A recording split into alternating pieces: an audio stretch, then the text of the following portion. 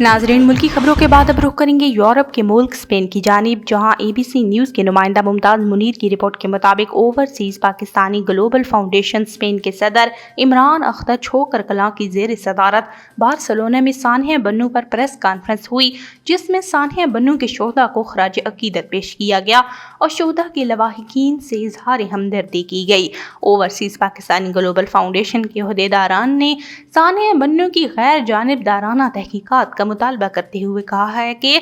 मुल्क दुश्मन अनासिर ने एक पुरअमन एहतजाज को तशद्दुद में तब्दील करके मुल्क को अनारकी की तरफ धकेलने की घिनौनी साजिश की है। उन्होंने मजीद कहा है कि जदीद दौर में जा बजा कैमरे नस्ब हैं, इनकी फौज के जरिए शरपसंदों की निशानदेही करके उन्हें कैफर करदार तक पहुंचाया जाए। उन्होंने बन्नू कैंट में दहशतगर्दी की कार्रवाई नाकाम बनाने पर सिक्योरिटी फोर्सेस को खराज तहसीन पेश करते हुए कहा है कि दहशतगर्द अनासिर का जड़ से खात्मा किया जाए।